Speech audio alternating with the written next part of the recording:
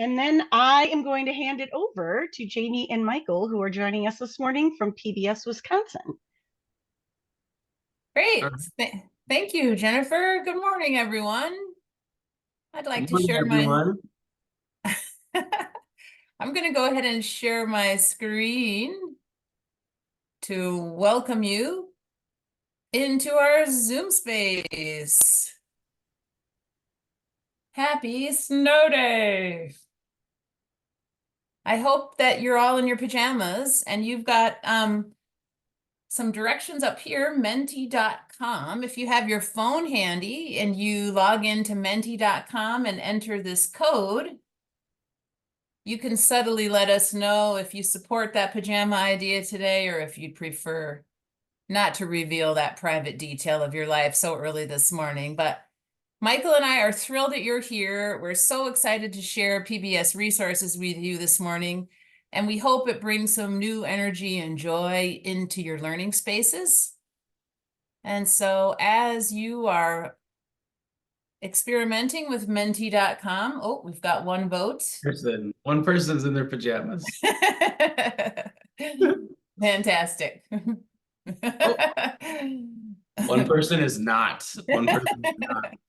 And if you would like to unmute and share any other details or information with us about your snow day experience so far, we welcome it. I do have a song called Snow Day I'd love to share with you because there is a question coming up for you on the next slide that I would love your response to. Ooh, Cheryl, I like your gorgeous flower on your Zoom screen. That's beautiful. If you would like to reveal that, I would love to know what that is. All right, hopefully you're on to menti.com if you've got your phone and are able to join us via your phone. We've got a question coming up on the next slide, and here it comes.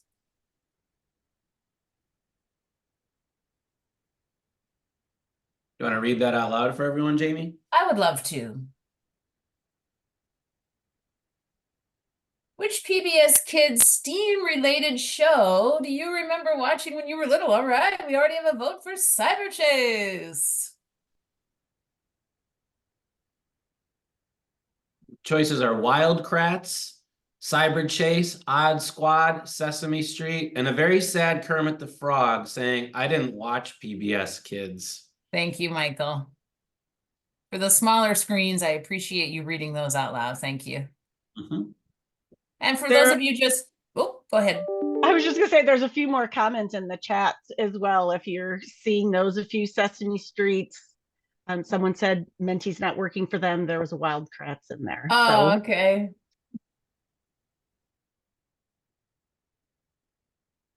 I'm sorry, Christine. I'm not sure why it's not working. Yes, Sam. I also loved Wild Kratts before it was animated, when it was just straight up Chris and Martin. No votes for Odd Squad today. I'm just going to chime in because I think I'm too old. So none of these existed when I was little. I think Sesame Street maybe started in the late 60s. It did, 68, yeah. And I was already like 10. So yeah, I missed it. But my kids watched all of them. Oh, good. Do you remember watching any STEAM-related shows when you were little? No. No. All right, thank you for your votes. I've got one more interactive slide for you, and it'll take a little more thinking, so I'm going to be playing a song called Snow Day by Matt Pond. I hope you enjoy it. Let me just toggle quick to get it going. Back to Mentimeter.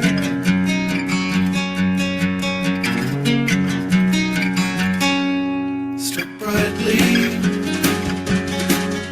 the winter, and the snow falls in silence. I can only hear you breathing.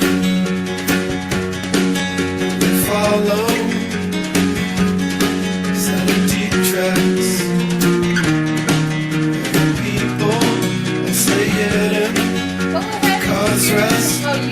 snowdrifts. The process of discovery in your learning spaces. Clearly and the getting dark involved. sky is framed by It's cables. Clearly your breath's wide as you struggle to tell the people we have become. Still lay awake, hoping to hear their ways. Snow day, snow day, snow day, snow day.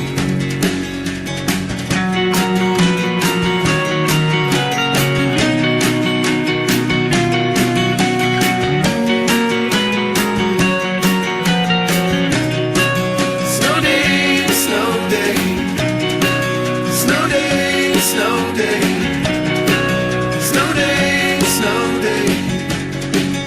As the day goes, it's a gray out. And we think of all the struggle and our footsteps is behind us. So clearly your eyes frame in the light decay. So quiet the words stood out when you were saying the people we have become. Oh no, there's more than the setting sun. Snow day, snow day, snow day, snow day.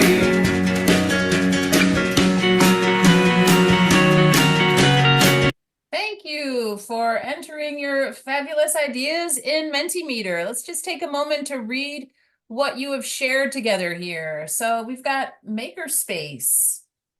Students are able to explore and manipulate objects. Free play, invention building, and that beautiful word again, freedom of choice, self-determination, being hands-on and collaborative. Thank you for including that idea of collaboration. And then through the natural experiences and human interactions with themselves and others. So when you think about these responses, think about where students' bodies are and how so many of our traditional based classrooms don't really encourage this kind of freedom and collaboration, but in your after school space, you're able to do that. And that is just so fabulous in itself. So I am going to Amy, exit out. we've got one more in the chat. Oh, With please read it, activities, Michael. groups and individual activities, play, exercise, creativity, tabletop, carpet, and gym play. All right. Thank you for sharing those. I'm going to stop sharing Mentimeter, and then Michael will bring us into our Google Slides. But thank you for joining us in the world of Mentimeter. It's so helpful to, I think, visualize one another's responses for me on a screen instead of like seeing them scroll into a chat. So thank you. All right. So here we are. Here is our agenda today. We'll be showcasing a couple of shows that I did not include on the beginning question. Maybe some of you have heard of Ready, Jet, Go or Rough Ruffman. And if you haven't, I think those are incredible resources for young learners. And then I'll highlight some of the resources from shows you're more familiar with, like Wild Kratts and Cyber Chase. Oh, Lauren K. Love Rough Ruffman. Yes, thank you, Lauren. And just a little bit about me and Michael. I am a former 4K and kindergarten teacher. I also taught Head Start. And during COVID, I completely relied on PBS resources when I taught virtually. I honestly have no idea what I would have done without them. And that's when I really dived in deep to these resources. So many of them I have used in my own learning spaces and found them incredibly helpful. Michael, did you want to introduce yourself since you'll be presenting after me? Yeah, thanks, Jamie. Though I might be redundant. I might do this again later.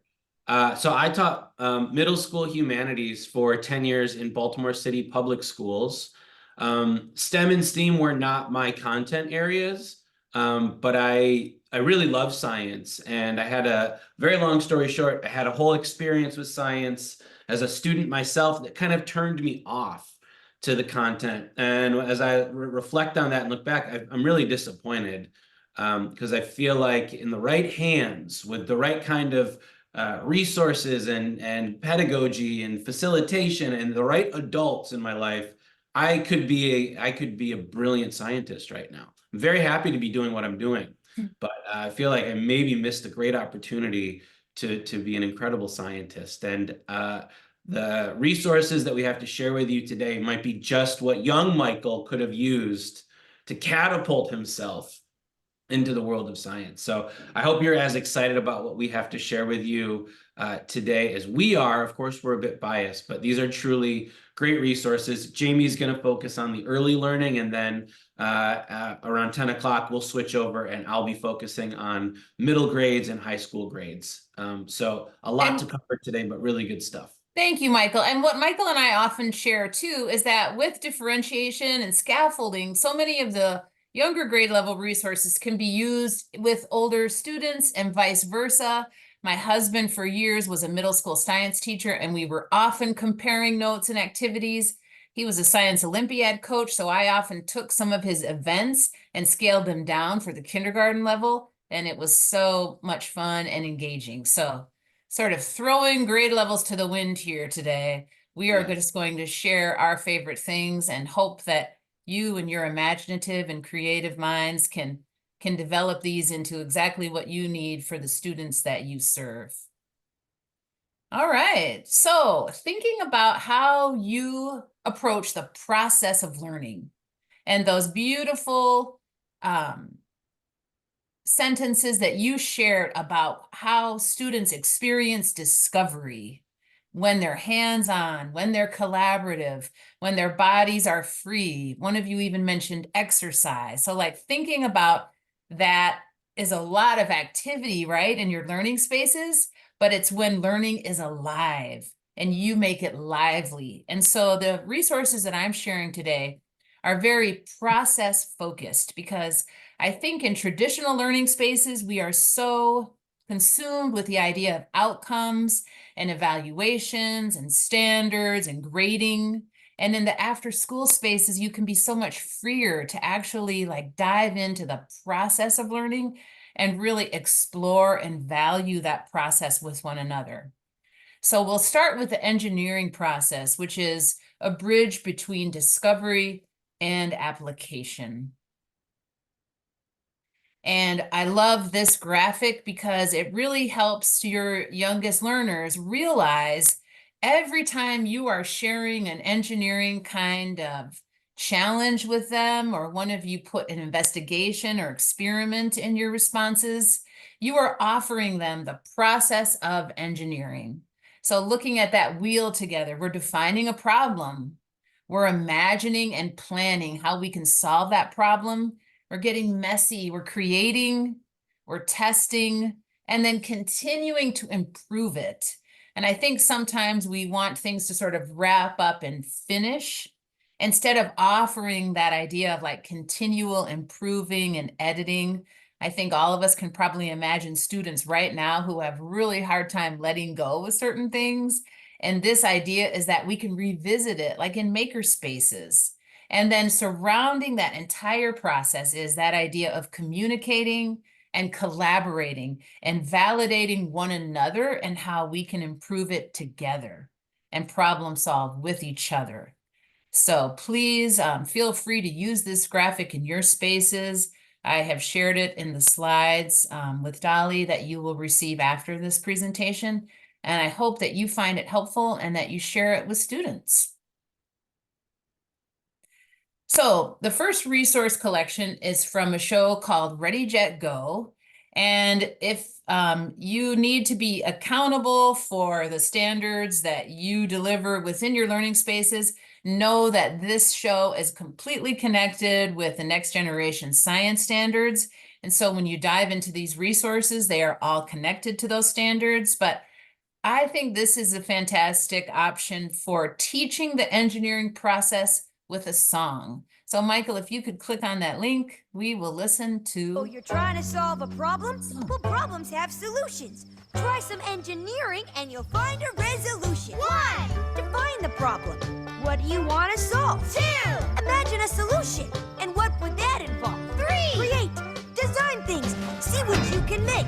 Get busy and get messy. Don't be scared to make mistakes. 4. Test your idea. Experiment and test. And see if you can find a way that's better than the rest. 5. So, you like it? Well, maybe you can improve it. See if you can raise the bar, or maybe you'll just move it. Communicate, and try collaboration. Well, hey, that's what we're doing now, just for your information. You see, we solved our problem, because problems have solutions. When you keep on persevering and apply some engineering to the job. Yeah! Pretty catchy. That's And a cool way to share how valuable the engineering process is. So we can go ahead to the next slide. So Ready, Jet, Go specifically integrates space, earth, science, and technology. So you can sort of see even within that show with the taped up rocket ships that they were exploring, sending it off with a little pedal that expounds it with air. Those are the kind of experiments you'll find within this collection.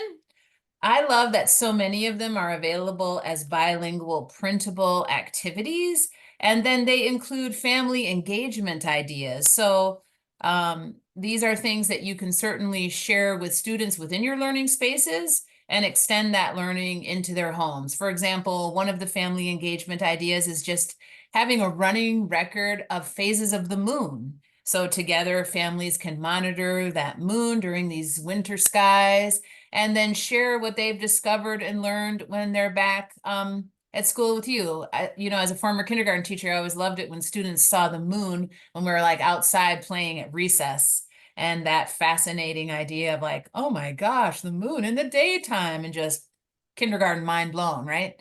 And so knowing that these are available for you, you do not need to make them up. You do not need to get them translated.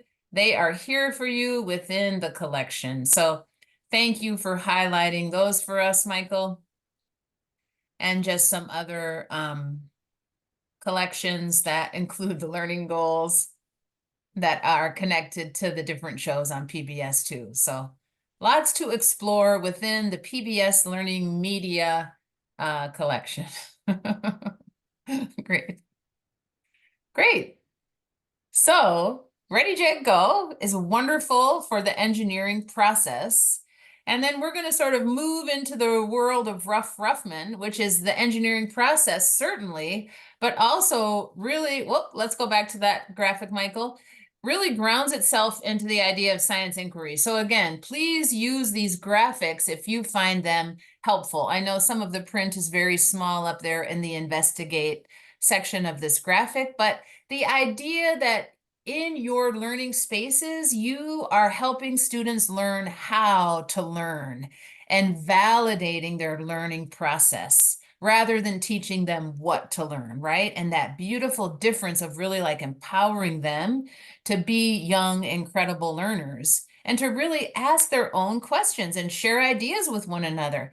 How can they figure this out? How can you, as their teacher, promote that sense of curiosity so you don't have students like the young Michael who walk away and think that science isn't available to them?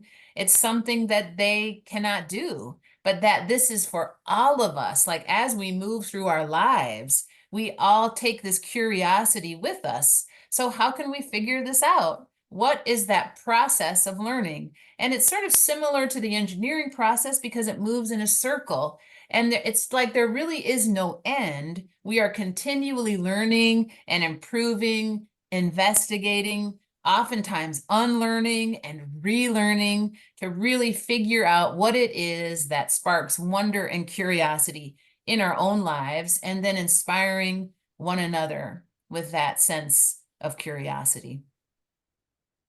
So let's check out a little Rough Ruffman. And Lauren Kay, I'm glad that you were a Rough Ruffman fan when you were younger. If you would like to unmute, I don't want to put you on the spot, but I'd love to hear what you remember about Rough from your younger days, if you'd like to share with us. Yeah, sure. I think I might be the youngest one here. I'm a early 2000s kid, but I just remember it always came on like after Arthur. I'd watch it, and that was like the end of the kids programming when I was little. I always liked how it was like live action and animated, so we were kind of like learning from real kids too. But yeah, I don't remember as much as I probably did when I was 5, though. But that's so great that you remember it right now, and you remember that there's an animation component and then also the live action, which I think is incredible because Ruff answers questions from real kids. And not only Ruff, but the kids he features learn the value of failure. And I feel like in every learning process, there is failure. And Ruff Ruffman makes it funny and interesting and validates your efforts in trying. Yes, we all fail. So Michael is taking us into the PBS Media Learning collection of the Ruff Ruffman Show Science. And so if you look to the left, you'll see the categories: kitchen chemistry, sports science, structures, and wearable science. And so scrolling down in this collection, you will find documents and videos in English and Spanish that can support your efforts in teaching students about the chemistry of random food. The episode of How to Untoast Toast is hilarious, and just sort of outrageous ideas of science inquiry that we can test in sort of that process of learning. And so scrolling down a little bit more, sports science, same kinds of things. You'll have documents with activities and then connected videos. So thinking about which subjects you would like to focus in on. We're going to spend a little time this morning together in structures because I feel like that is so accessible. And so, Michael, if you want to click on the teacher's guide for structures, just to give all of you an idea about what is available here. So we've got a teacher's guide that you can download in English or Spanish that includes various activities that honestly you could do tomorrow because they are all set up for you. You've got your background information and then connected videos about how to spark students' learning before you even get to the idea of what makes a solid, functional, foundational structure. And you can really use any kinds of materials from your makerspace to create these structures. What I love about this particular collection is that you're not only making a structure and experimenting with the engineering design process and the idea of science inquiry, but as part of the collaboration, your group gets to decide how to utilize one piece of paper and try to knock down your classmates' structures. And so I just love that Ruff Ruffman has included both of those within this collection of structures. So if we want to head out of here, Michael, we can watch the video with one another, back to the slideshow, actually, to get an idea about how to spark that learning with students. So on the next slide, just click on that link and we'll watch that video and talk a little bit more about it when it's finished. The Ruff Ruffman Show with Blossom and Chet. Yeah!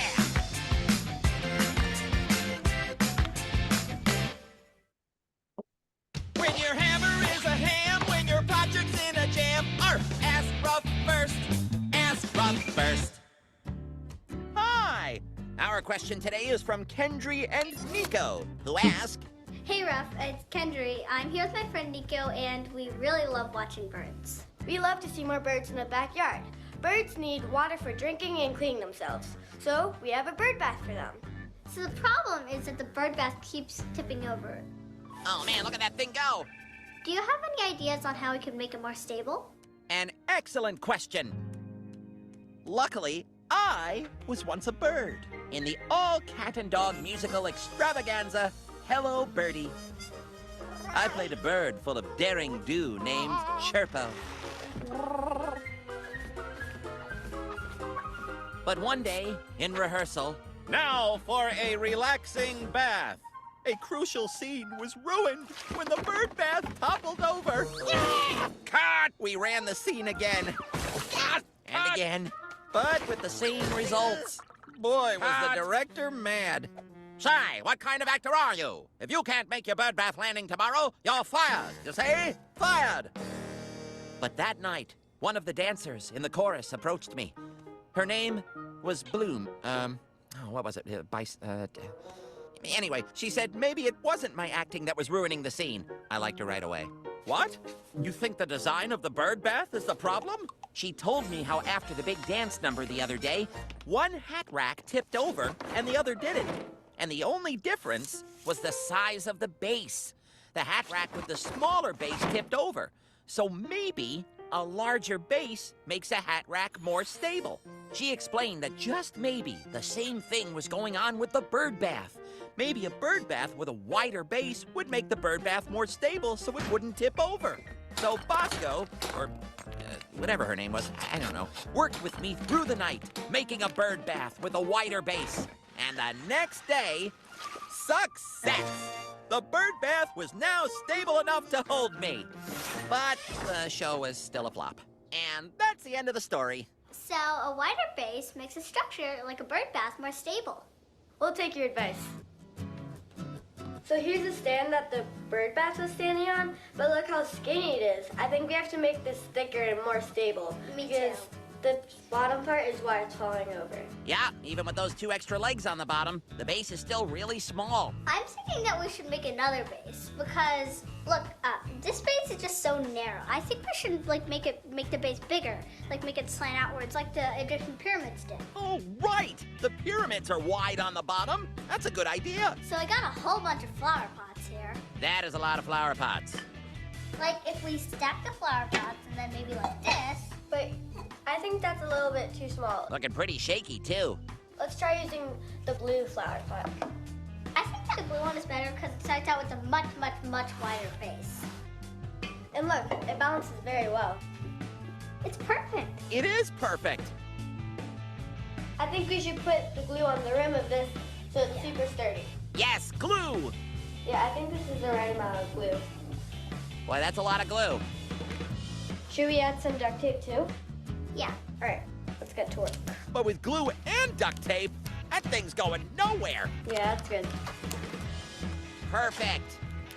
And stylish. More glue. And now the bird bath. Boy, this thing's gonna be super stable. I think that's pretty good. I think no squirrels, no dogs, no wind, no birds can knock this guy down. All right, guys, careful. Cold and slippery out. Yeah, pretty sturdy. Yeah, pretty good, right? Yeah. Thanks, Ruff. That's great. Glad to help. You know, the only sad thing is I'll never know the name of that brave dancer who helped me all those years ago. I think it was Possum or Bison. Gary? Lauren, I hope you had a memory unlocked watching Rough Ruffman again. Hope you went right back into your childhood. So you can see what Lauren was talking about, right? You've got the animation that sparks learning. You have those fantastic students modeling, listening, learning from one another, validating one another's ideas directly related to the media clip that helps you explain the value of a base and structures. I love that she even brought up oh yeah, like the Egyptian pyramids. I mean, there's just so much that you can weave into this. And I hope that you're recognizing now that PBS does the work for you by organizing this collection with the video that sparks their learning, with the idea of the activity and how you can execute it in your learning spaces with more supporting materials. And also know that along with Rough Ruffman and Ready, Jet, Go, there are digital learning games that you can access within the collection that just reinforces these topics and this learning. So if you have your little digital media spaces, you can always have students working on the same activities, doing these games virtually and digitally. One of my favorites within Rough Ruffman is a hamster maze. So you can do the digital version, or you can do a homemade version within your learning space with little stuffed animals, sort of imagining how a hamster will move through that space. So thank you, Michael, for taking us back through the collection and showing us that. I think the games are actually down at the bottom, but you can also search separately for those too. We hate to make you dizzy by scrolling through these things. There's the hamster race. Anyway. All right. So we've got Ready, Jet, Go. We've got Rough Ruffman, engineering and science inquiry. And then for those of you who loved Wild Kratts when you were younger, now we've got the new and improved animated version. We've got some lovely ladies who unfortunately I don't know the names of, who are now main characters on the show. And this collection really takes you into the world of animals, right? Their adaptations, their behaviors, their characteristics, the kind of ecosystem they need to survive. And then what I think you'll find incredibly helpful within this collection is not only those fantastic video clips that feature just really incredible animals from all around the world, but the idea of the bilingual graphic organizers. So you could spend, oops, if you go back to that link, Michael, you could spend like an entire month really with Wild Kratts, having your students research different creatures. And I really love that Wild Kratts calls it creatures. Could be insects, could be plants, right? Birds, mammals, fish.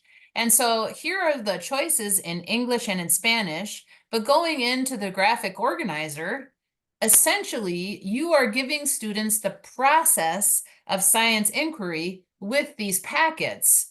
So scrolling down, you see there's the KWL chart where students can choose, like, what creature am I going to research? And then here, if you keep scrolling down, Michael, that second page, here is the sheet that sort of organizes their thinking. What are the characteristics of the creature? What is the habitat? What is the creature? The name, a picture of it, its diet, and then an amazing fact about it. So you could spend a day or two researching various creatures, and then your students could present them to one another. And I just love that they organize this process for you. And then scrolling down for your superstar learners, they can sort of track the different creatures that they research based on the first letter of the creature's name, and just sort of, you know, have this as sort of like their badge of honor. Look how many creatures I can research and all the bizarre things I know about different animals that start with different letters of the alphabet. And then taking it further, helping organize their KWL, right? What do they already know? What do they want to learn? And then what did they learn? And then sharing that and collaborating around it within your learning spaces. So I'm hoping that with these available in English and in Spanish, ready to download and print, you can really enjoy having students own their learning by giving them this opportunity to research. And then I love this, as partners come together, they can compare their creatures. How are they the same, different? With that good old Venn diagram. So hoping that these are helpful and accessible to you, and they get you sort of excited for doing some research with your students. If we want to stop sharing for a minute, Michael, maybe we can have a little bit of time to talk about what I have just shared, or have the opportunity for anyone at all to ask questions. Anything on your mind that you're thinking of, ways that you could integrate these processes within your spaces. I'm also curious if anybody's already used any of these or other PBS resources already. Thank you, Dolly. That's a fantastic question.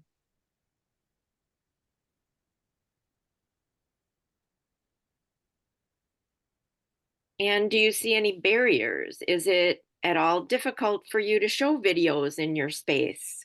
Are there other barriers to using these kinds of resources? They seem all very, very well laid out and very easy. Also a great question. Thank you. And if you'd like to respond in the chat too, that's fantastic. Whatever works for everyone this morning. I imagine some of you have children at home on a snow day, and probably tricky to manage listening and having your children home. Michael and I want you to know that we're here for you too. So if you're thinking about using certain things and wondering or having questions, we'll be sharing our email addresses at the end, but we are so happy to process anything you need with you, and hope that it brings you some joy and inspiration and just really validates how free and fabulous after school spaces are. Oh, sure. Lauren, that's a great question.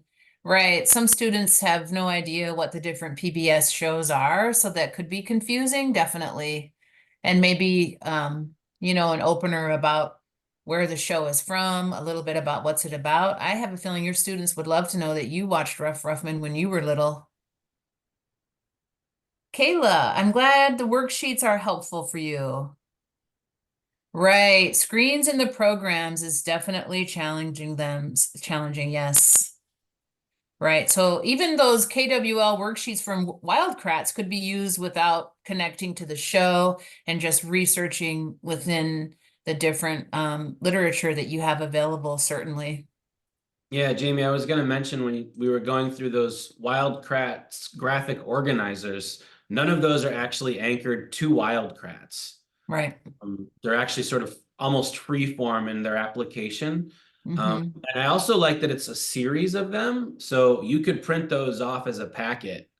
And you have an extended learning opportunity for a week or 2 weeks of programming with one convenient packet of pages that the kids can access every day and add to every day. That's also a really great tool for doing some group work or some partner work.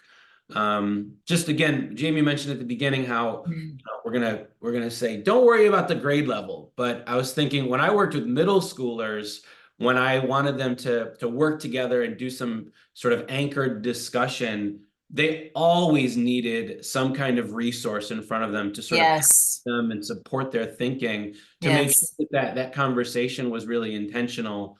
So of course that's probably going to be true for younger learners too. Those graphic organizers are a really cool way. And one of the final pages there was an opportunity to illustrate a creature. So even for kids that might sort of struggle with reading, there's a visual opportunity there where a child might show the illustration and use that to guide their ability to talk and point features out in a conversation. Right. And then thinking for younger learners, cutting out a picture from a magazine or some other kind of publication would be a fantastic way to help them feel confident if they are unsure about their own drawing abilities. But yeah, so many different things that cultivate the idea of the process of learning, and what a gift you are giving students by really taking your time for them to own their own learning. So within the Wildcrats collection too, there's a whole section on lizards, which I think is sort of funny because when I taught kindergarten, many of my students had lizards as pets, and we even had some that visited our classroom. So I wish I would have known about these.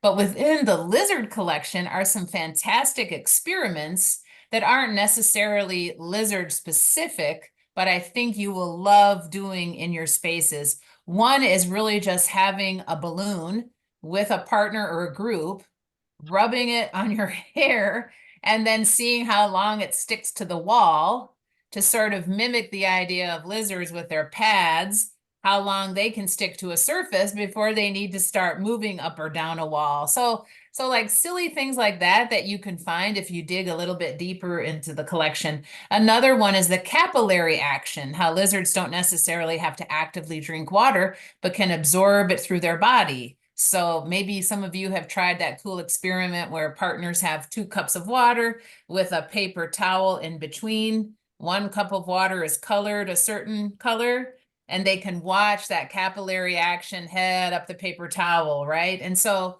knowing how we need bells and whistles in our learning spaces, I feel like these PBS resources can give those to you with that foundation of this is a process of learning that can really expand your mind into the curiosity and wonder of the world. So even Michael talking about putting those resources together, I would also add those graphics of the engineering process circle, the science inquiry circle, to make that really clear that when these resources go home, look what your students have been doing. They've got like the engineering process down. Ask them how to do it. They'll be able to talk you through it based on the work that they've been completing in your spaces for the past couple of weeks. So hoping that that is helpful and exciting and fun for you. I would even throw in, Jamie, just an extension of that idea. In the chat, I believe that Lauren mentioned the idea that an obstacle for students might be like some confusion around these activities. I would flip the thinking on that. Kind of reframe it as not an obstacle, but an opportunity.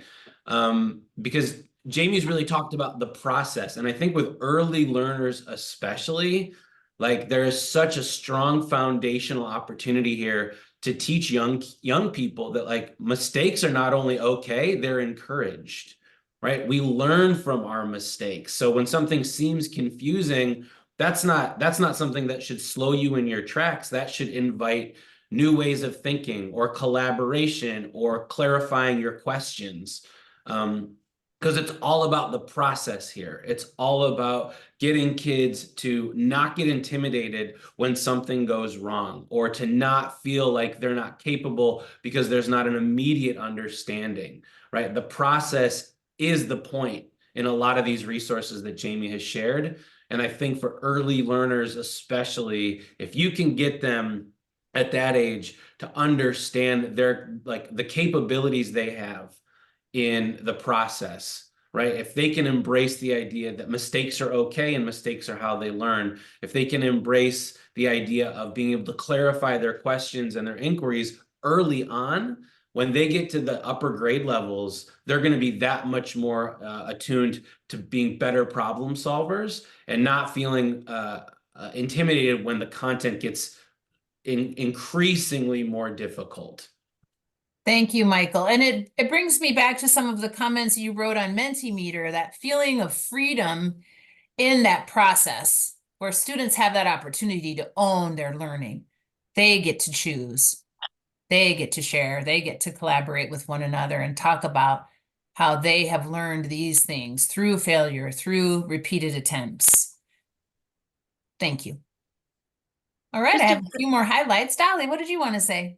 I was just going to say another strength I see, especially in the example that you showed us, was sometimes it can be really hard to sort of corral kids in the after school spaces and get them motivated and focused on any particular activity. And I think the short video, like if it's a 5-minute video or whatever it is, can really help that. It gives them that focus. They're going to be glued to that screen for 5 minutes, and that's enough. You would never want to show a whole half-hour show in an after-school program. That would be too long. But those little ones that then are really closely tied to something hands-on that they can do to use those concepts they just learned, or the challenge, address the challenge that they were just given in that video, can just be a really helpful behavior guidance tool. Yes, and you can use the characters like in Rough Ruffman as models of how to validate and learn from one another. So going on what Dolly said, like imagine your students then creating some kind of structure with whatever materials you decide to give to them. They can name that structure together. You can do a showcase around your learning space where everyone gets to introduce their structure to one another with a funny name that they've created for that structure. And then maybe on day 2, give them that one sheet of paper. Some of them might make a straw to blow down people's structures, or a crumple it up to throw it, or make a paper airplane. It's sort of fascinating to me how creative students have been with a piece of paper as they were with the structure, and then do the challenge of knocking the structures down. So just promoting that sense of collaboration too. And I hear you, Kayla. It is hard to bring their attention and bring their focus, and I hope that these new resources really help you with that. And then my further advice to you is just really like slow it down. If you have that opportunity to do silly things like name your structure, take an entire hour to introduce each other to the really cool attributes of your structure, why you chose that name for your structure, and really like build that sense of community in your learning space, it can be so fun. So no need to rush. Yeah, I like that you make the most out of every activity that you do and don't feel like you have to go from one activity to the other so Yes. that you're not getting the learning. And that's where the value of the process becomes in. Because instead of you thinking like, I'm going to do this activity and this activity, you're going to be like, I'm going to spend this month and we are going to have the engineering process down. And every student, when they leave this space, will know what that means and how to do it. When they've failed, when they've tried again. And then think about how you transform the learning in that process. We just have a few more resources here before Michael shares. He'll take us back into the slides. Thank you for that interactive moment. For those of you who remember Cyber Chase, I just wanted to include a few activities that really integrate math and the environment. And I'm just going to highlight the animals, maps, and habitats. Don't want to make you dizzy again here, but this is one where they have to create a bike path that doesn't interrupt the animal habitat and allows them to still get to the water source without having the bike path in the way. So they really have to think carefully about animals, habitats, maps, and human behavior and put it all together in this very manageable Cyber Chase activity. And like Rough Ruffman and Wildcrats, these activities are printed and available for you to download. So we don't need to actually go into that, Michael, but just knowing that they're there, I think you might find those helpful as you move through the year together. And then similar to Rough Ruffman, that little clip that's 1 minute, 45 seconds will inspire your little learners and get sort of an idea like, oh, when you make a map, there's really a lot to consider. And that's just one of my favorite examples. And then are all of you familiar with our show that comes out of Minneapolis, Minnesota called Sci Girls?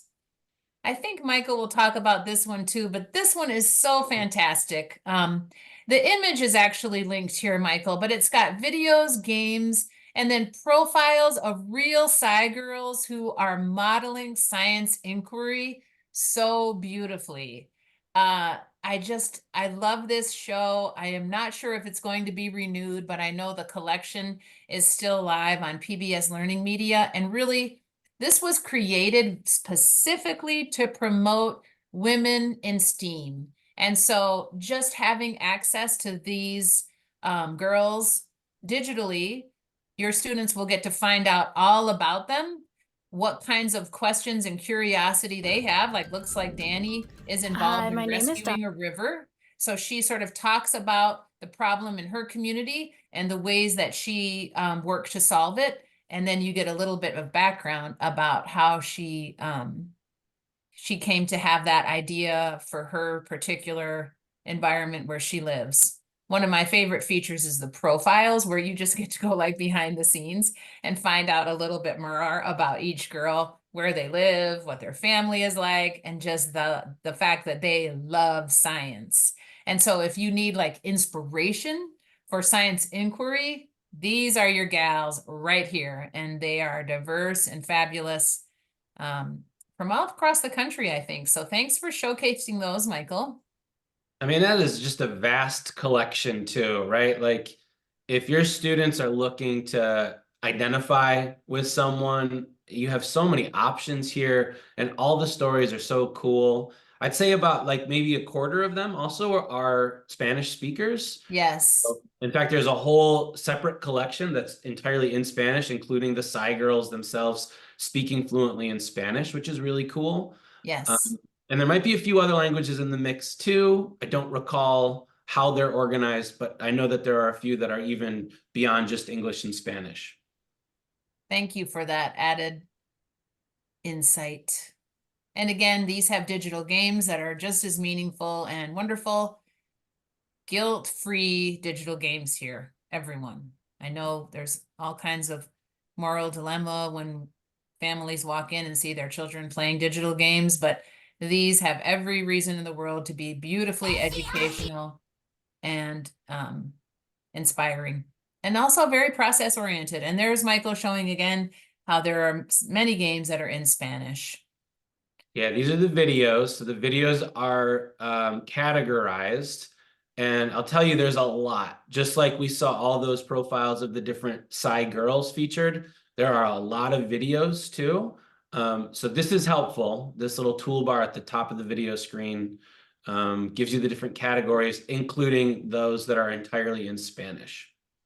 Thank you. And so similar to like researching creatures, you could have your students research a Psy girl and then share what that Psy girl did in her community, how they learned to collaborate with different people involved, and ultimately how they made the world a better place through their That'd be a science fun inquiry. Venn diagram. Two kids researching different Psy girls, and then Nice. they compare and contrast. That'd be very cool. Very cool. Yeah.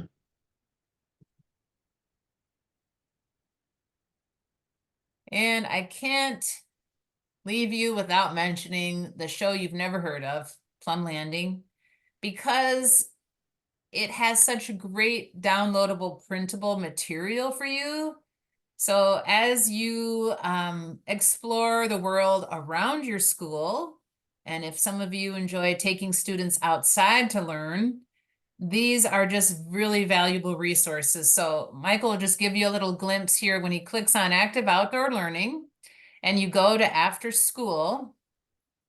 There's all sorts of different clips that are connected to games with resources. So Michael, if you go to Animal Power, I just want you to see how much is involved in these collections. So Animal Power, you can do the Animal Olympics. They watch a little video where a student actually takes data on a squirrel's activity for the day, which is sort of fascinating in itself. And then playing the Animal Olympics, if you scroll down to materials, Michael, you'll see that it includes, oh, go up a little bit. It includes different cards, and we don't have to download them right now because it'll take too long, but they're just like a fantastic resource of animal fact cards in English and Spanish, all animals that can be found in Wisconsin. And just like such a little glistening jewel here in the random Plum Landing collection.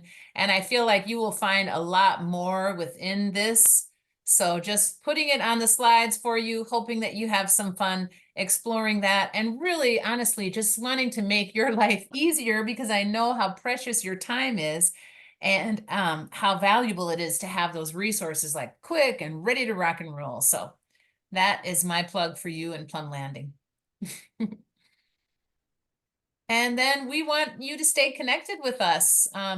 We will include our email addresses with the slides that we share with Dolly that you will get after this, but we hope that you have found this helpful and can integrate some joy into your learning spaces with PBS. So thank you so much for joining us this morning. And Michael is going to segue in a few moments. Yeah, I think I'll wait until the official start time, but does anyone have any questions or thoughts?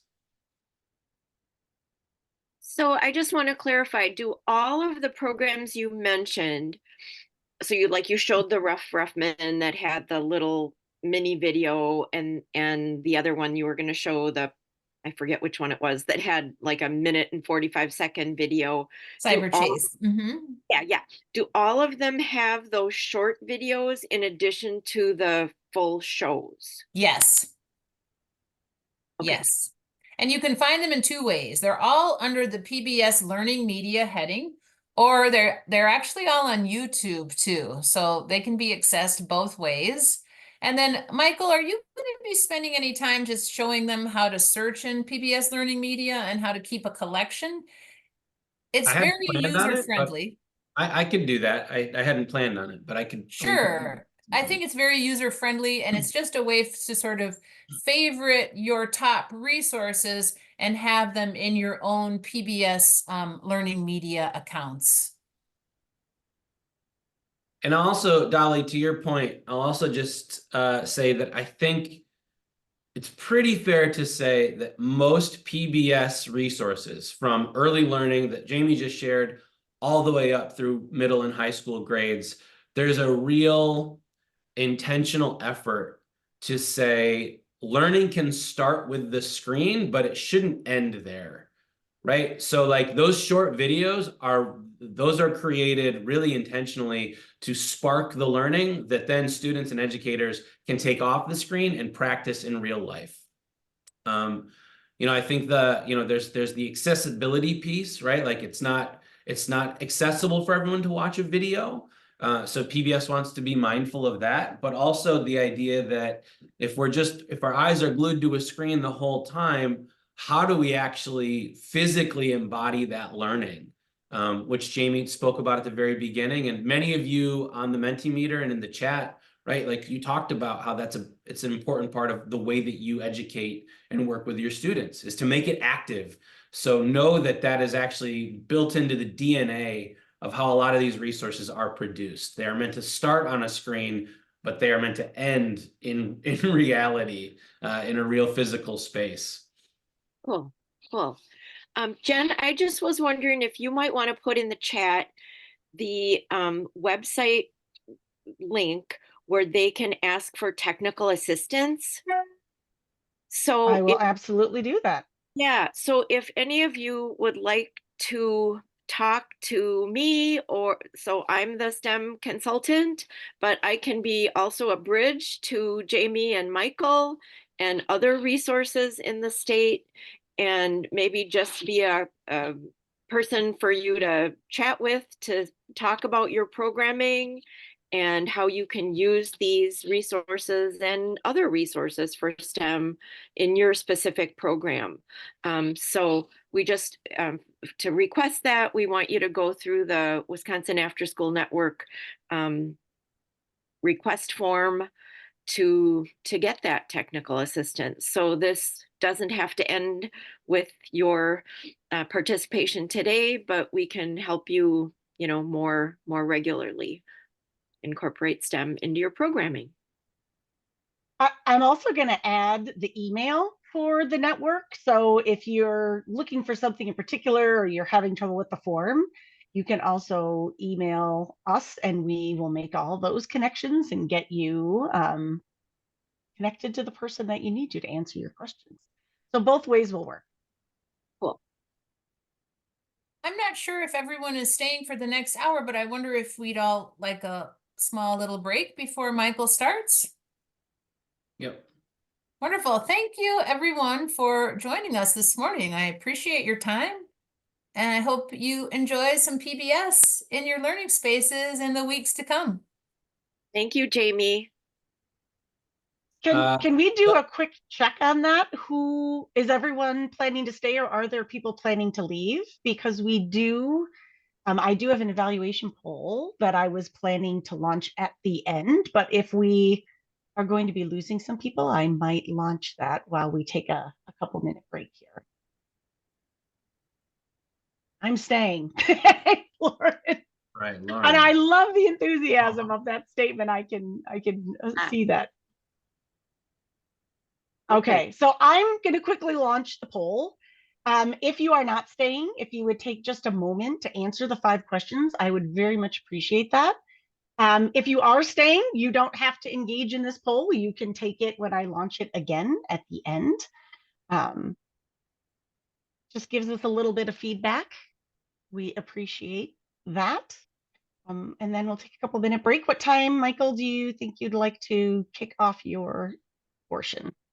I know it's common to do it on the 5s, 10:05, 10:10, but just to make sure that people are really paying attention, let's make it 10:08.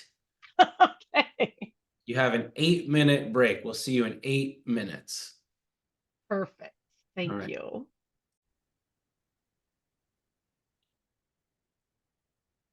All right. 10:08. What a great time to start learning about STEAM resources for middle schoolers and high schoolers. Well, if we have the same folks that we had from earlier, I'm not going to spend much time reintroducing myself. But I do want to dig in a little bit to some personal background that has really been inspirational for me as I've gone through these resources that I'm about to share with all of you. But to do that, let's take a look at some research. So Jamie, if you wouldn't mind sharing the screen.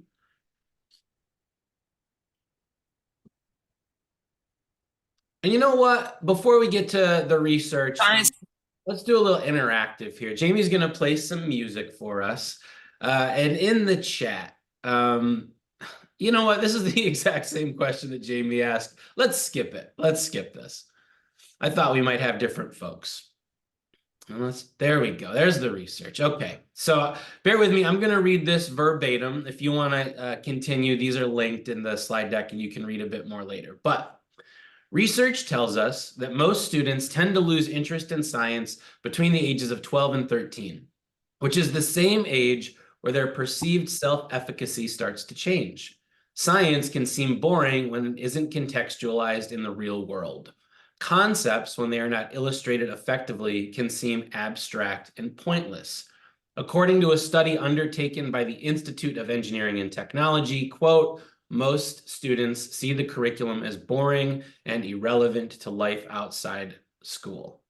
So this really, really resonated with me. And I alluded to this earlier, but in middle school, I was on the quote unquote advanced track for science. I was really, really proud of myself. Things were going great. And then I got to high school and I felt like I had been pushed out of a track that sort of made sense to me and I was following along. I enjoyed it. And it got very amorphous. The science that felt really grounded that I had been studying in middle school suddenly felt way over my head. The pacing was really fast. I couldn't keep up. And by the time I was in 11th grade, forget it. I was off of that advanced science track and really felt like science wasn't for me. Like I couldn't do it. So when I read this research, it made a lot of sense. And I thought, gosh, if it happened to me, and clearly it's happening to other people, like what does that mean for us as educators now? Right? We're not the students in the classroom anymore. We're now the educators facilitating science education. So what can we do? How can we learn from the mistakes that might have been made in the past when we were coming up and reconcile them for young people today? So a lot of what I have to share with you today, hopefully will really zero in on some of these points. We're talking about older kids. Jamie talked about early learners. Today, with me, we're going to be talking about middle schoolers and high schoolers.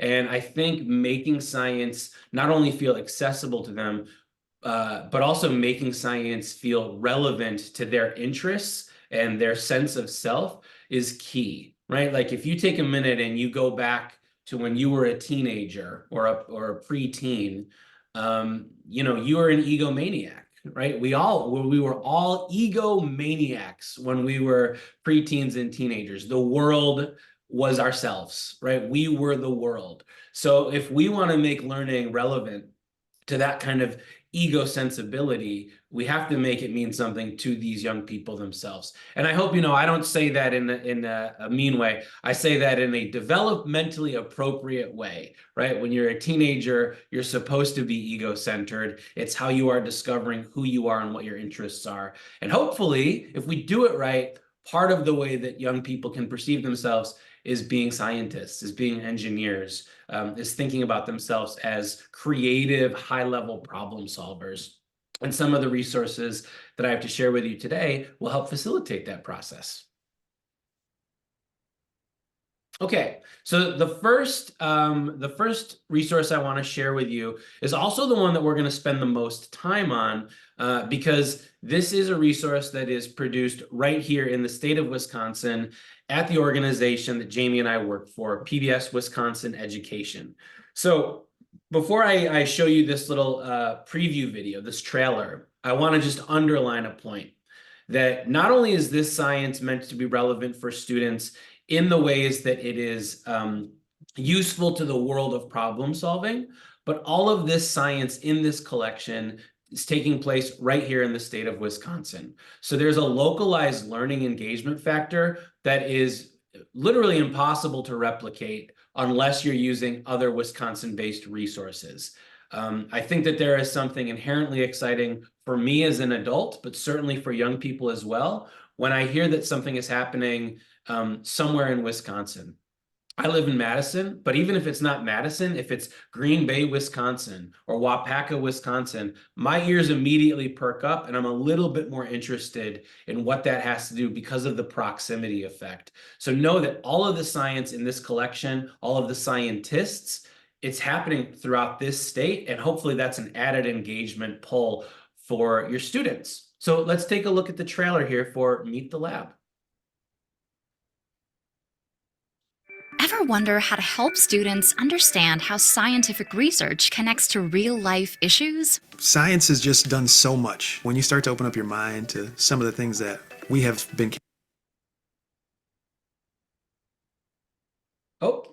We can watch the whole thing, Jamie. capable of in history, it's quite amazing. Like, wow, we're really progressing as people. What if all students could see themselves in science professions? We're all already scientists because we're all constantly doing experiments in our own lives. You have the talent to be a scientist. That door is always open for you. PBS Wisconsin Education presents Meet the Lab, a collection of middle school science resources made in partnership with research labs around Wisconsin. Available at pbswisconsinaeducation.org. Thank you. So another point that they really highlight in that trailer that I'm just going to reiterate here is that idea of diversity and inclusivity in science as well. In the previous session, Jamie talked about Sci Girls. Spoiler alert, I'm also going to be circling back to talk about Sci Girls, but it's pretty well known, I hope. Certainly in the world of education, it seems to be well known that there is a real dearth of female and female identifying individuals in the world of STEAM, right? So Sci Girls is one way to help kind of override that and create more representation around female and female identifying individuals in science. Meet the Lab is, in a similar approach, is trying to do that, but just sort of extending that idea of identity. Throughout this series, you're going to see a range of different people that hopefully students will be able to identify with, see themselves as scientists, and help erase this sort of age-old idea of every scientist being Albert Einstein, right? An old white guy with poofy white hair, probably in a white lab coat, mixing fluorescent liquids in beakers, right? Like, that is not an accessible image of science, and that stereotype deserves to be sort of shattered. So Sci Girls, and then here with Meet the Lab, is really working to kind of override that stereotype to allow students to see themselves in science.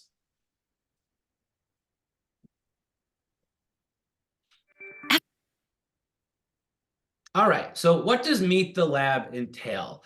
At its simplest, most crystallized form, it's broken down into sort of three guiding principles.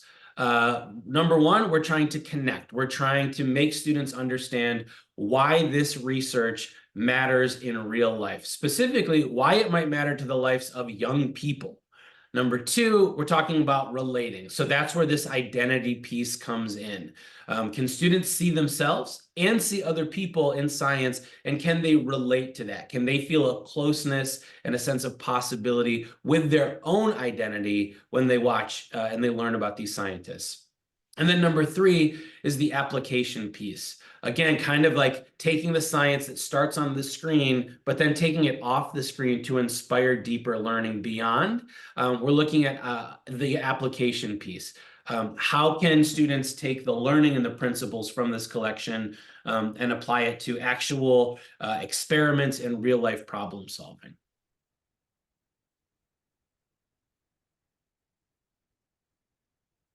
All right, so, and I think these will click in, Jamie, if you want to just click them in real quick. Everything that is in this collection is aligned to standards both national and statewide.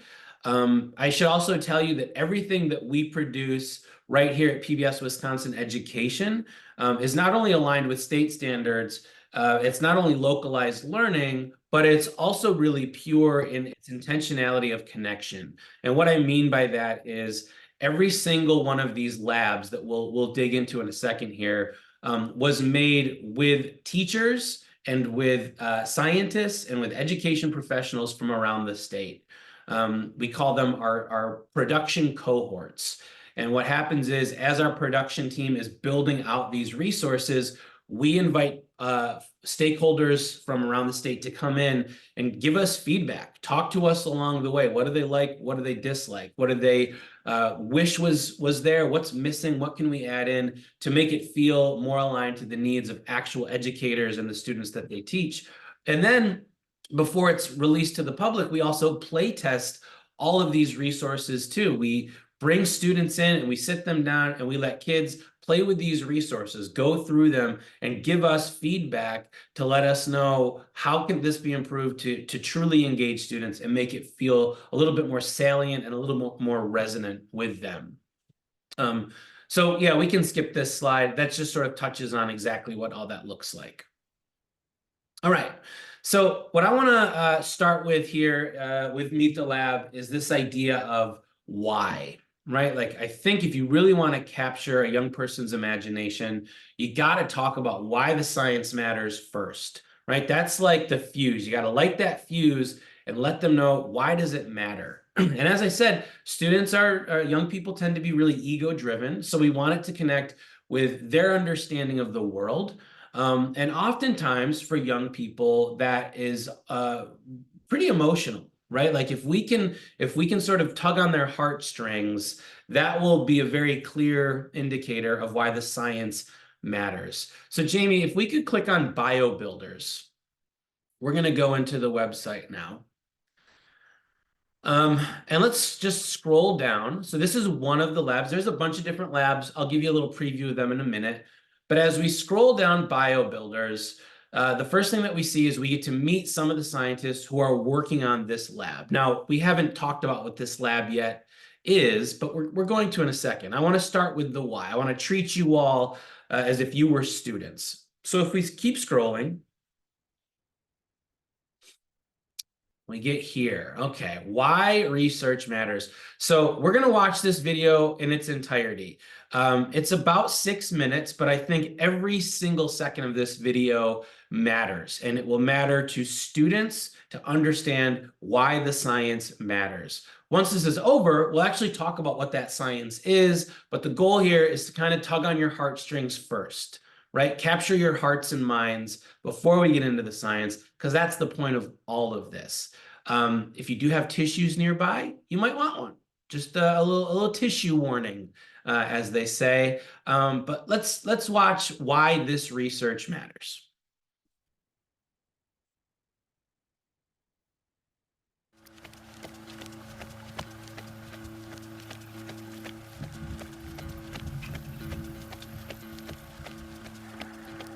Dear Lauren, the day you left this world, you took a big piece of me with you. We were supposed to go through everything together. The challenges, the heartbreaks, the beautiful experiences, the milestones, all of it, side by side. Without you here, these moments are always very hard. It is impossible to explain how painful it is to move through the world without your twin.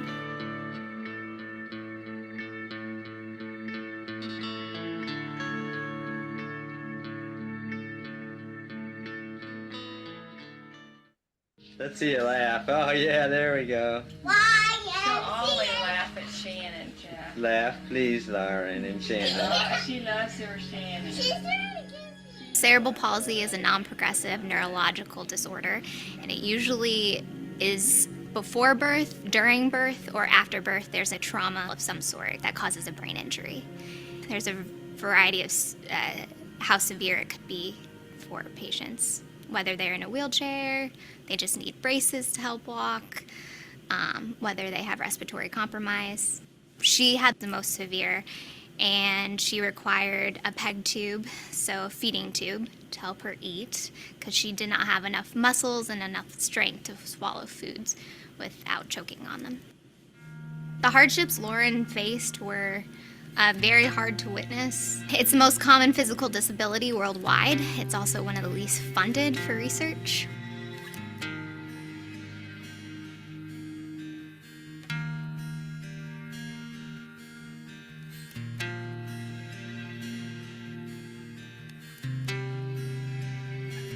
Lauren was the absolute best. She was the best twin I could ever have asked for. I don't really get to speak about her, which is hard. But she was very strong.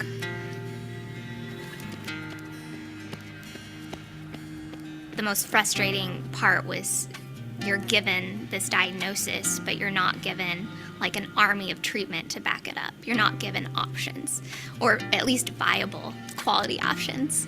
It's just like, this is it, figure it out.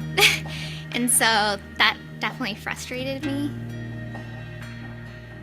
I learned about stem cells when I was a junior in my honor science class, and I was just fascinated.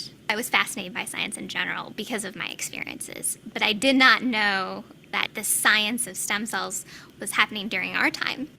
In theory, all the stem cells can be turned from one cell to a different type of cell, which is very beneficial in the science for diseases and disabilities. In theory, if you take a skin cell from a patient, could you potentially turn that into a neurological type of cell to help their disability or injury? I've always had Lauren on my mind daily. Immediately I thought, oh, well, this could be an avenue for cerebral palsy. So I was in lecture that day, and that night I emailed James Thompson, and I said, thank you for your work. Dr. James Thompson is a brilliant scientist. He is the first person to drive the embryonic stem cell. He was coined as the father of stem cells. The only reason why I came to University of Wisconsin-Madison is to work in Morgridge Institute and in James Thompson Lab. And that's how it all started.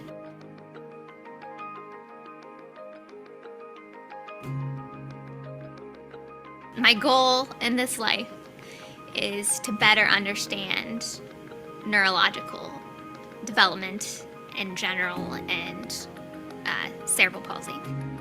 The Thompson Lab is very into developmental biology, so I kind of took that neurological development route, seeing what goes wrong and what can go right when you manipulate factors. What excited me about stem cells is that it's such a new field. I had always dreamed of becoming a physician, a clinician, to be with patients. But the lab researcher is the one changing treatments. If I'm in the right institution and the right lab, I can do both.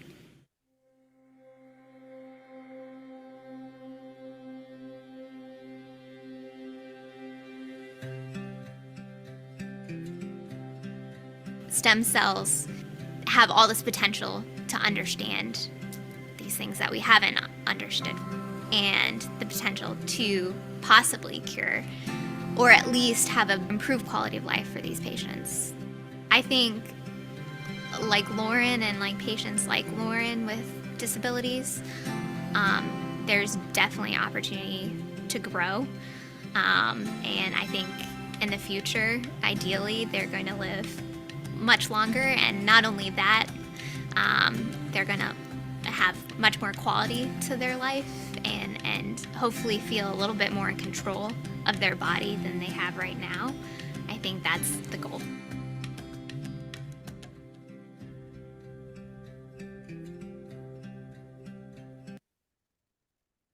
Seen that movie dozens of times, that video rather. I've seen it dozens of times, and every time it gets me. Every time I get caught up in it. And I can't imagine anyone not, right? Like whether you're a young person or not, I think that really does that service of letting you know why this matters. Literally, we're talking about potentially life and death, but also just quality of life. We're talking about strengthening families with science. We're talking about improving opportunities for individuals. And also we're talking about something as kind of seismic as the biggest physical disability worldwide, in this case, cerebral palsy, that is the least funded. Talk about problem solving where it is the most needed, right? Like that's exactly what this video talks about. So you've probably used your context clues as good savvy educators and figured out, well, what is this lab and research all about? It is, of course, about stem cells. So if we scroll down a bit, We've got some guiding questions. And this is a really cool feature. You might recognize some of the little photos of the scientists here. Some of these folks were featured in that video because these were the scientists working in that Morgridge lab on stem cell research. So if we scroll down a bit, these are frequently asked questions that the scientists sort of answer preemptively just to help fill in some gaps in student understanding about stem cells. What is that research? What is it for? How do you do it? A lot of this is kid-friendly language, right? Nothing that feels too heady. They try to simplify it in a way that is not insulting, of course, but is elucidating and clarifying for teenagers to wrap their heads around. We won't get into all of that right now, but if we scroll down a bit more, we will see sort of the centerpiece of the lab, which is actually doing science, doing an activity. So a disclaimer here before we launch this activity, you will need screens to do this, and all of this does take place on a screen. But these are not videos, these are screen-based interactives that students can do.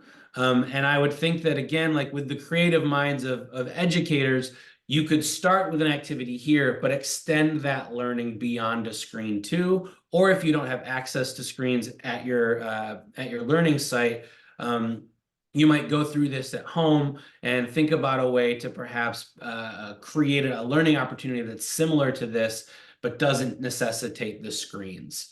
Either way, let's take a little look at what this sort of hands-on science looks like.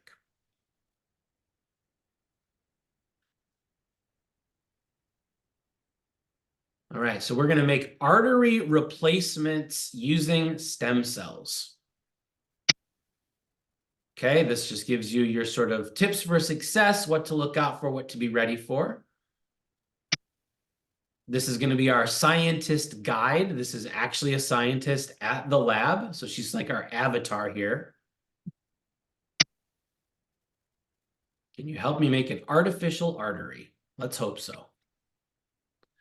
All right, so here's some of like the initial learning that we're going to need to do. People with certain diseases or health conditions can have problems with plaque buildup inside an artery. So Jamie, could you just click on these little rectangular boxes? High cholesterol, smoking, diabetes, high blood pressure. And as Jamie clicks, we can see that the image to the left there, the artery is getting clogged up with that plaque.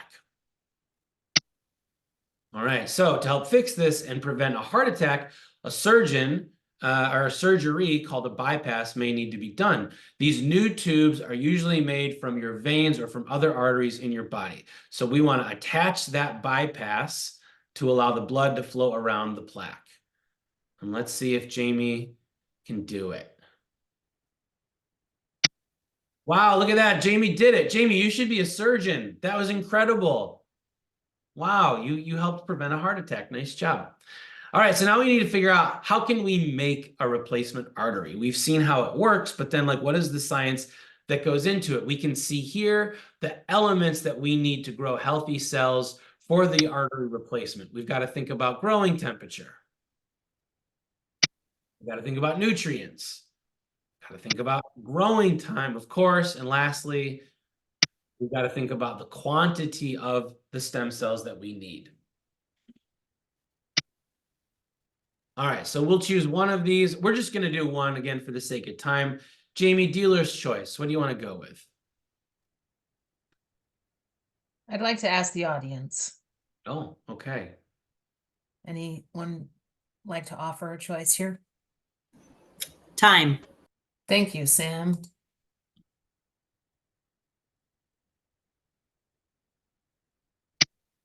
Oh, sorry, we have to start with growing temperature, Sam. No, I guess you I'm can. so sorry. I gave you a choice, but you don't have a choice. I'm so sorry. We have to start with Oh boy, that was a real goof. I'm sorry about that. All right, so we're going to do some science here. Now, before Jamie does some of this science, I just want to point out what is perhaps the obvious, but is important to mention. This is mess-free, right? There's going to be no mess with this science. Also, there is no materials. You don't need to go out and buy any expensive materials. Everything is right here, self-contained. And then lastly, sort of like an echo of what Jamie talked about in her presentation for early learners, mistakes are encouraged here. You cannot break this application. It cannot be broken. You cannot even break the pieces of it. So mistakes are okay. They're encouraged. You'll get a gentle guide if a mistake gets made. But again, the learning process here is just as important as the learning itself. So let's have a look. Our first variable will be to test the temperature. We are looking for a specific protein that helps grow stem cells. We'll call this protein X. We'll compare 4 different temperatures against one another to see which one makes the most protein X. So we have 4 thermometers, each with a different temperature, which is the most optimal for growing protein X. Okay, we're going to start by testing 2 of those thermometers against each other. Test it. We'll test it. We can see that those little test tubes, those little beakers, we got to figure out which one grew more protein. Great. Now we'll compare 2 more. Great. So we're left with 93 degrees and 98.6. Same thing, we're going to compare our top 2 finishers. Jamie says 98.6. And of course, Jamie's got it. I'm telling you, Jamie, maybe you should be a surgeon or a stem cell researcher. You're so good at this. And you'll notice here that once we get our we've made our final assessment, there's an opportunity to type in some notes. Again, you might not have access to screens. You might be projecting this. Students could jot some notes down quickly too. And just to sort of crystallize, what does this mean? Like, just what did they just find out in this bit of research? For the sake of time, I'm going to leave you hanging. I'm going to leave you. We're not going to do any more of this lab. But if you are feeling so interested and curious, I recommend you go in and you do the lab yourself. Right? One of the best ways to realize the best way to approach teaching a topic is to learn it yourself, is to go through the rhythms of that too. So check this out. It's quite fun. It's quite satisfying.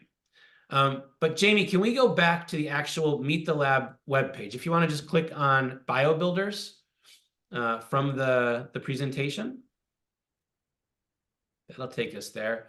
And if we scroll down just a little bit here, where it says, oh, right there, go back up, go back up. Good. There's this sort of turquoise bar that runs across. It says about educator resources and labs. Let's click on labs.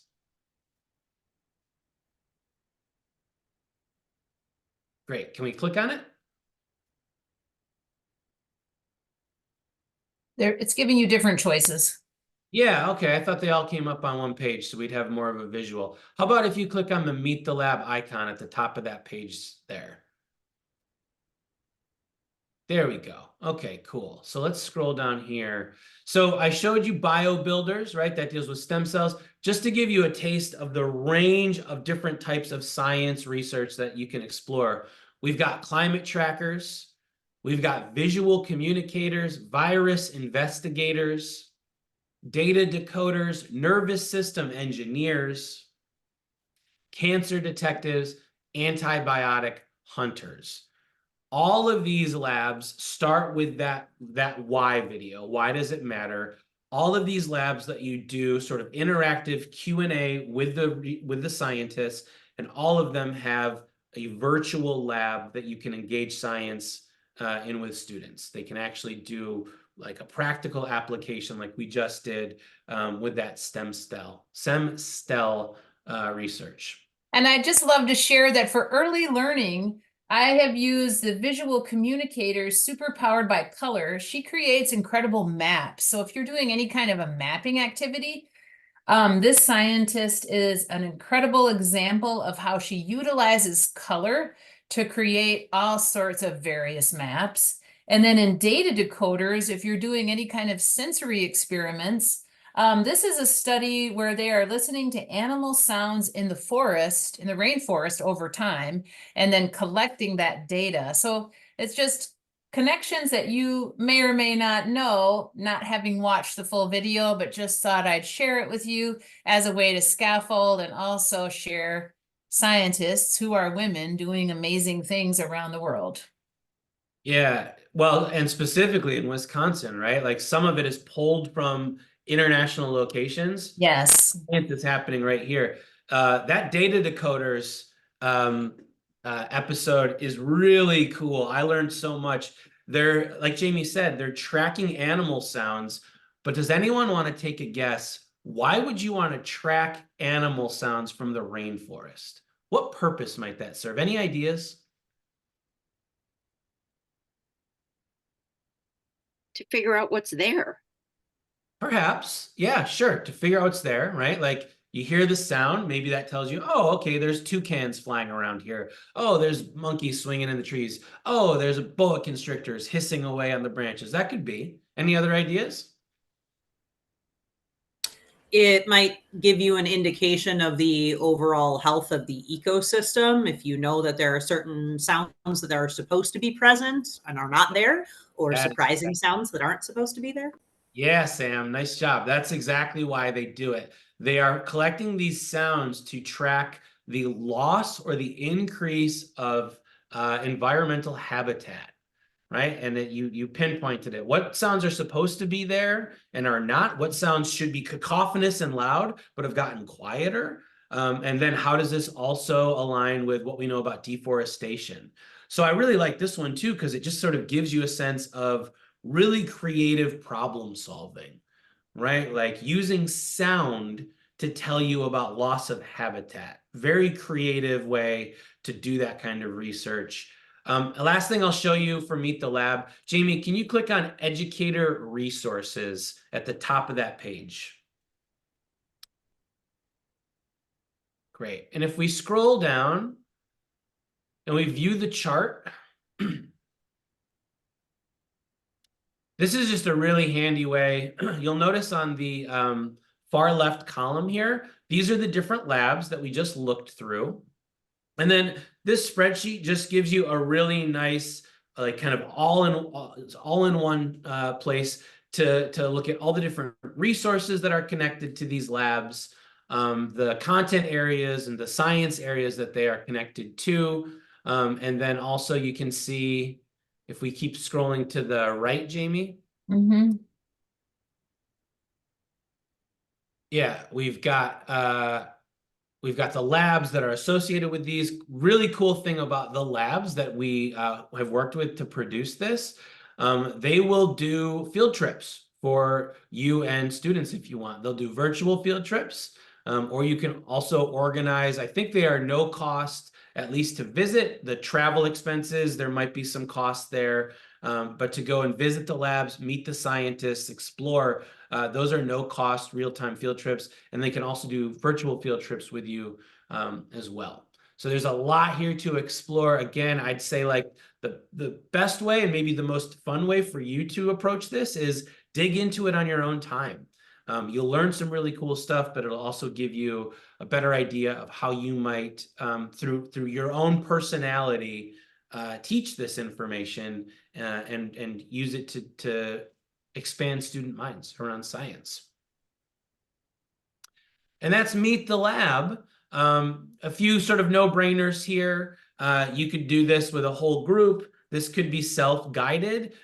This could also be sort of something that you do as an extension. Maybe you know that a group of students are doing stem cell research, or they're learning about human biology in their science classes during the day. When you see them after school, this would be like a really fun extension activity that you might use for them.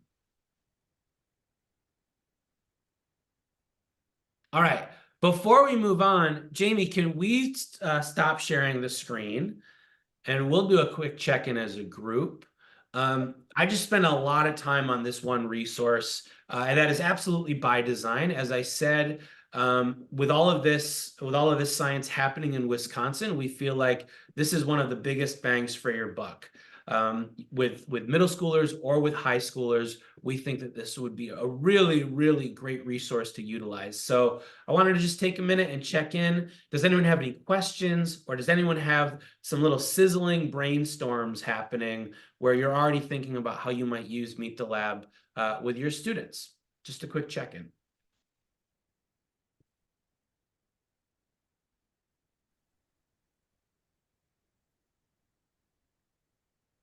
Or any challenges? I was gonna say, Dolly mentioned obstacles before.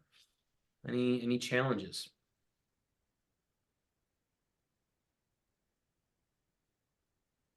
All right.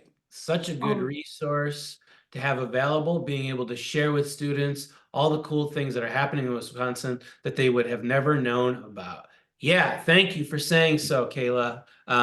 Great comment. And again, like, I think if you as the educator can learn about it too, right? Like, I think if you have a sense of excitement about it, that's another thing that will resonate with students, right? Because there are really cool things happening right here in Wisconsin that a lot of us forget young people, like adults, don't know about. So if you can take the time to learn and you get excited, your students will feel that excitement, and it will get them a little bit more excited too.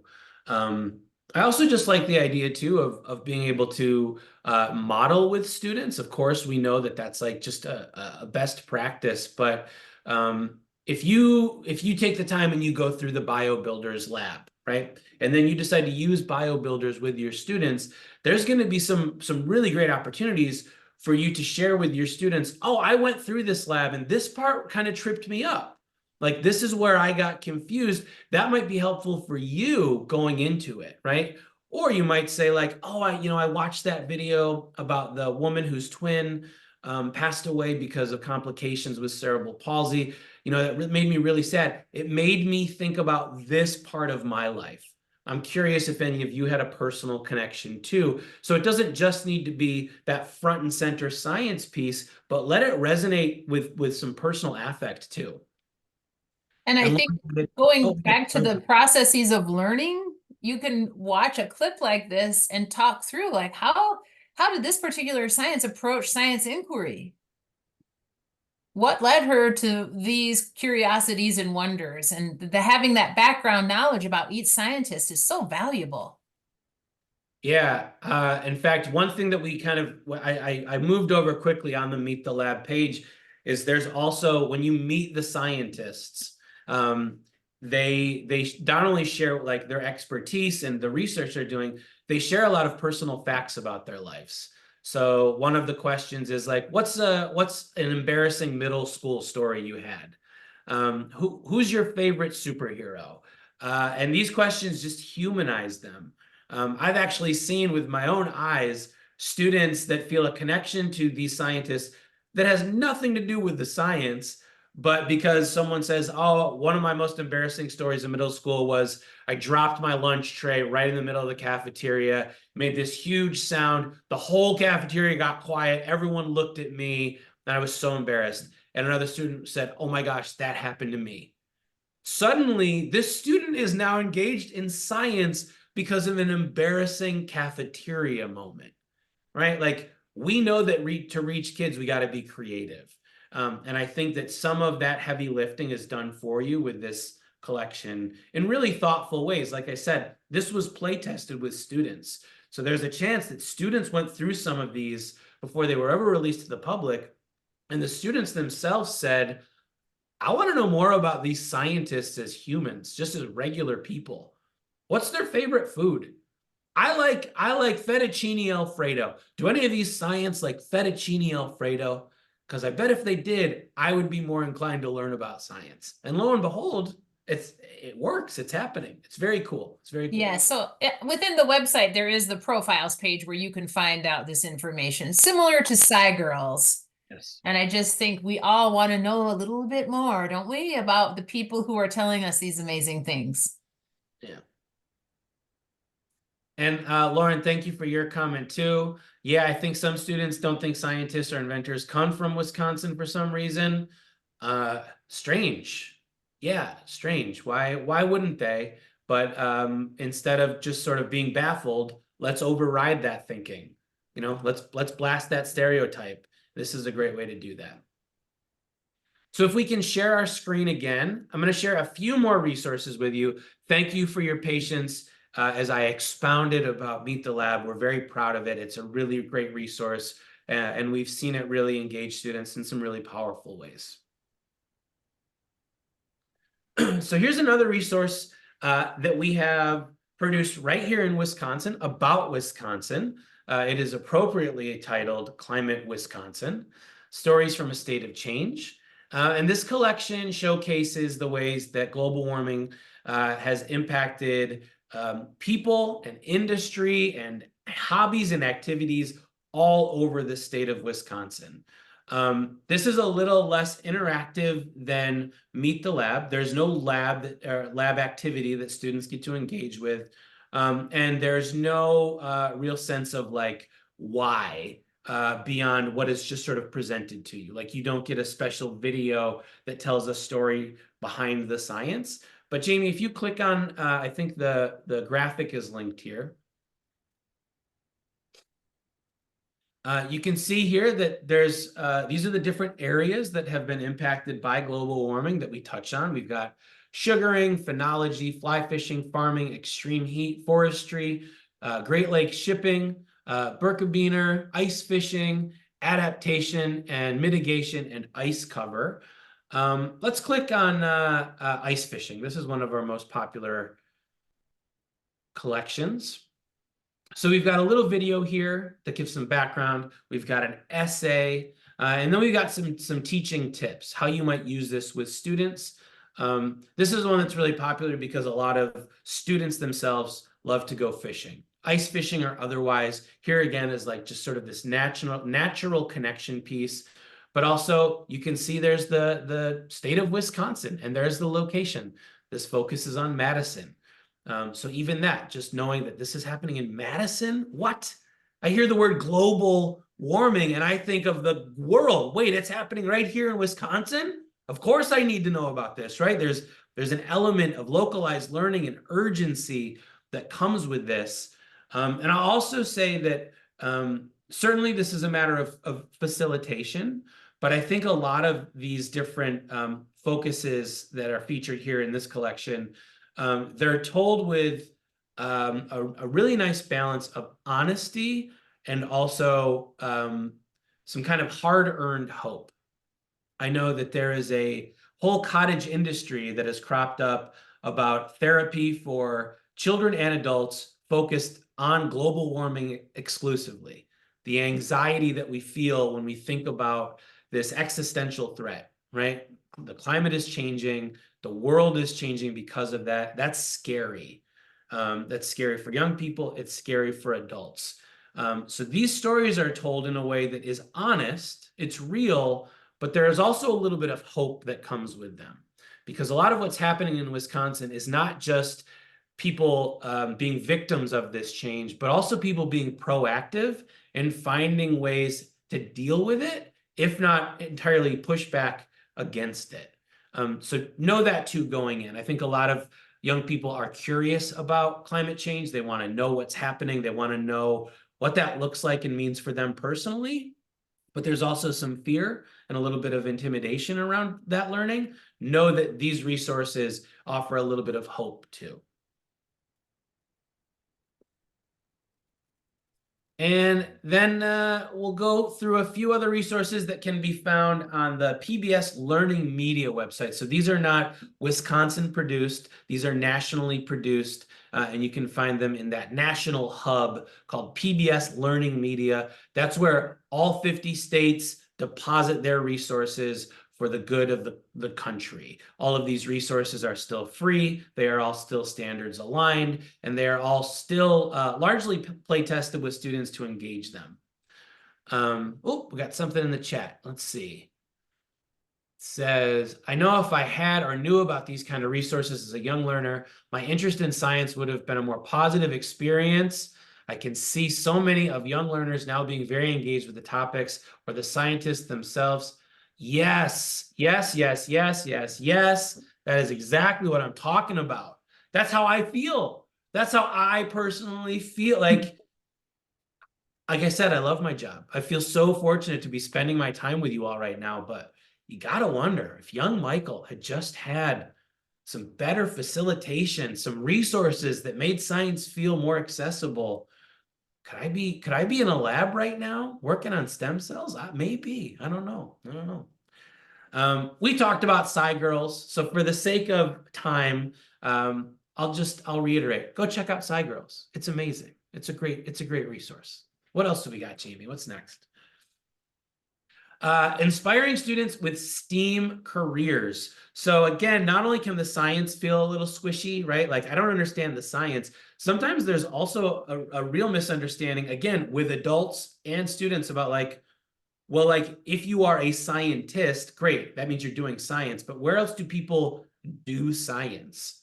Like, what's the point of me getting interested in STEAM, learning about STEAM, unless there's like maybe a larger goal, right? Some students like to learn for the sake of learning. Other students maybe a little bit more practical, and you got to be like, here's what you can do with it, like to make money and to find some life's fulfillment as an adult. This is a whole collection that lets you dig into what careers exist in STEAM. These are longer videos, but if you check the website, you can find them broken down into shorter clips, much like Jamie shared earlier. And these also come with some lesson planning ideas and some extension ideas too. So you get the background with the video, but then you get a little bit of that off the screen learning and reflection and investigation as well. All right, and I would be remiss not to share with you one of my all-time favorite resources from PBS. This is a collection called Above the Noise. I saved this for last because for all of the preaching that we're doing here, for all of the love that we're throwing on science and possibility and engaging students, here's the fact. I know many of you already realize this yourself as a former middle school teacher. Every single class, I had at least a couple. There's some kids that are just so hard to reach. There are some kids that it's like, nope, I'm not having it. I'm not interested in this. I've decided I'm not interested in this, and I'm stubborn on top of that, so I'm not going to let you convince me otherwise. If you need a real creative path to science, to getting some kids interested, here's what I recommend. And bear with me because this is not a science-specific resource. Above the Noise is it's a collection of videos that tackles what's in the news right now. Typically, these are hot button issues. These are controversial issues. These are issues that the adults in the room are also often screaming at each other about. These are often highly polarized issues. We've got the Democrats and the Republicans screaming at each other about these issues. We've got tweet storms happening about these issues. We've got anonymous social media postings happening about these issues. This collection says, let's get rid of all of that noise and let's get above it. Let's look at the facts, let's look at the research, and let's engage in civil discussion around what we know. Pretty cool that there is a collection built on the premise that young people can handle this, even as we see in the media landscape today, many adults cannot. What I think is so cool about this resource is that if you can get kids talking about controversial issues in a level-headed way, oftentimes those issues and the research that underlies them is connected to science in one way or the other. Sometimes it's social science. Sometimes it is the practice of researching social issues, how people think and feel and act, right? But that's a type of science. So if you could just capture that little piece of it and get kids interested that way, there might be a connection to some other types of science. I know I said as much with the other resources, but here again, highly recommend you dig into this. Jamie, we've got a couple minutes. Can you just click on the link so we can see what this site looks like? And spoiler alert, this collection was recently canceled, which is very sad. It really broke my heart. They are not being renewed, but there is a huge collection that will live in posterity online. You can see some of the topics here. How does electronic waste impact the environment? The hidden health of highways, Jamie loves this one. What can beavers and their habitats teach us about fighting climate change? Really What kind of influence do lobbyists have? Some really, really fun, interesting topics here for you to explore with your students. Coping with stress in school and life. Jamie, did you have something you wanted to add about this collection? I just think this is fantastic, and I would use it for younger students too, because the host, Miles, is so engaging and so cool that everyone who watches it will love the show because of him and his power to connect in such a real and humorous way. And it really, like Michael said, brings kids above the noise because it takes topics that maybe their own family doesn't even want to discuss, and brings out both sides in a very honest and balanced way, where Miles never makes a call. He just offers it up to you as the viewer. And again, emphasizes the process of your own thinking and your own assessment. So I would even go down to 3rd or 2nd grade with some of these clips. Really, it's great. But like all good things, make sure you vet it too. Miles is very funny. One of the things that makes Miles such a compelling host is he's really funny. And there are a few episodes where he does some very mild cursing. He'll say the H word or the D word just as a part of like him connecting and being a little edgy, being a little goofy. We have heard from some educators that for younger students especially, that was a turnoff. So just make sure to vet them. It's not, those are few and far between. I think there's maybe like 3 or 4 in a collection of 30 where that happens. Just be mindful of it. Make sure you watch those videos before you share. That sounds really awesome. And I guess I'd just like to add that I think social science is science, and it is a really great way to engage particularly middle schoolers, because that's what they care about.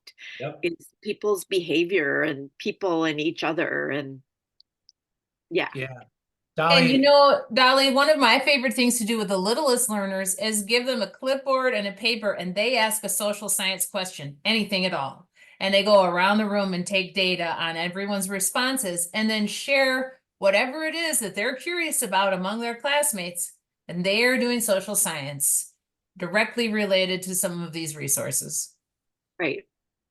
It's in some ways one of the easiest kinds of science to get them to do themselves. Yes.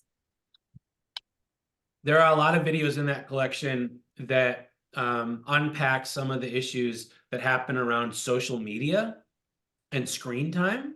So again, like speaking right to the heart of young people, right? Like what they're interested in, what they know about. And it's really cool to give them the opportunity to like pull back the layers of these things that are such a huge part of their life and let them explore at a deeper level of understanding, again, with a guide, with a host that kind of speaks at their level in a way that's interesting and funny, but doesn't feel stale or boring. This is PBS Learning Media. This is where I said all these resources from around the country are collected. Everything is free. Everything is standards aligned. There's over 40,000 resources here. So that is a bit overwhelming, but I think you'll find that the searchability of this is really easy and intuitive. You'll be able to narrow your search from 40,000 to exactly what you're looking for pretty quickly. And even if you don't do that, sometimes I've had like the pleasure of accidentally finding a resource, looking for one thing, finding something totally different that's still really good that I can kind of pocket for later. We just got something in the chat. I've even had 2nd and 3rd graders ask me questions about topics they have heard their parents talk about when it comes to the social sciences. Yeah, those little ones are sponges, right? They just, you don't think they're listening or absorbing, but they always do. So even they might need to process and learn more about some of these big issues. What are my parents talking about? What's my family talking about? I heard my auntie say this. You know, they're even their caregivers, right? They're teachers, they're after school providers. We have our conversations when we think the kids aren't listening, they hear it. Yeah, so that's even be good for young learners. Just in case you're curious, we focused, of course, today on STEAM. These are all the Wisconsin-based collections that we produce. Worth your time to check out all of these if you're interested in going into some other content areas. Again, the underlying factor here is all Wisconsin, right? Everything that we talk about in these collections is grounded in Wisconsin, Wisconsin students, Wisconsin educators, Wisconsin issues. And this covers a broad range of content areas that you could scaffold up or down, like Jamie said, depending on what grade level you teach. And Jamie said it before, I'll say it again, keep in the know, right? Like every time that we release something new, the first people that hear about it are the people that are connected to us on social media or that have signed up for our listserv. There are some people that, you know, Jamie and I go to conferences, we do PDs like this, and we'll say, oh, we have this new thing. And there are teachers that'll say, what? How have I not heard about this? And I say, well, are you on our newsletter or do you follow us on social media? And the answer is always it's no. So these are like, especially for educators, this is like a fun newsletter. This isn't one that's going to annoy you and clog up your inbox. We're not going to send you 50 emails a month. We're going to send you 2 emails a month. One of them will be really geared towards like curating what resources we have that connect with what's happening in the world today, right? Like PBS does that work for you. And then we'll also drop a line about like, what's new? What do we have to offer you that's new and interesting? Those are fun emails for educators. So don't hesitate to sign up for that newsletter. And then lastly, Dolly already said, and I think Jen said as well, feel free to reach out to us. Jamie and I are always happy to talk shop. We are former educators, lifelong educators, really, right? Like it's in our blood. We're still here talking about it. And we would love to talk and advise. We partner with school districts and educators around the state. So we have some pretty good insight as to how these resources are being used and how they could be used. And we would love to hear more about how you're going to use them or help guide you if you're thinking about how you might use them with your students as well.